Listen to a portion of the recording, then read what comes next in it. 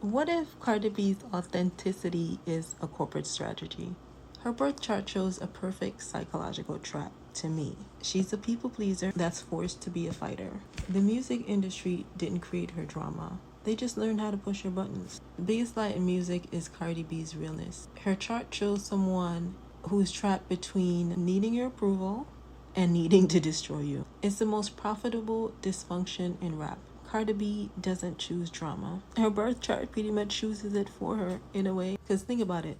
She has a conflict between her peace-loving Libra Sun and her Aries Moon. If you know a Libra, you know a Libra. Come on.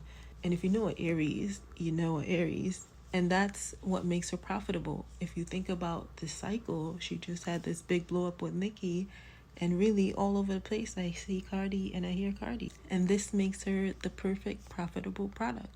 Her realness is just predictable programming. What if her authenticity was engineered? Her birth chart shows the blueprint. She's a people pleaser whose emotional triggers are wired for public spectacle. The music industry didn't just find a star, they found the perfect psychological pattern. Her chart reads something like a corporate exploitation manual. Make a people pleaser need validation, give her explosive emotion, and then profit from the chaos. Her realness is not a revolutionary act. Like, come on.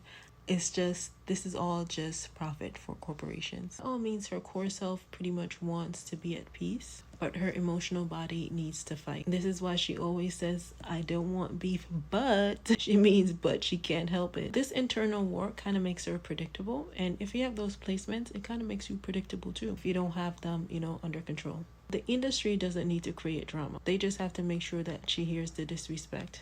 And pretty much her chart does the rest. So trigger her Aries Moon and watch her scramble to defend her Libra image. It's a perfect, profitable cycle, and you can see that at play right now. And what's all this for?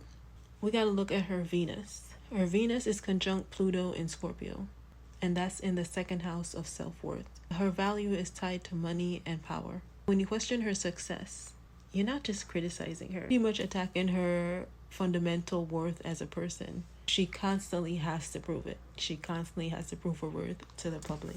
But in all of this, she has a Cancer midheaven. If you have a Cancer midheaven, you're kind of like the mama bear type of person. And this makes her a mama bear too. When you threaten her family, that's not just going to be personal. That's like a threat to her entire career identity. What you might think of keeping it 100 is not really keeping it 100. You're pretty much just betraying yourself, and you become a prisoner to your nervous system, because once you hear an attack, then you go in like a loop. And with her, she's stuck between this desperate need for approval and a compulsive need to defend herself. That makes her realness not so revolutionary. It makes her one of the most profitable, predictable products in the game.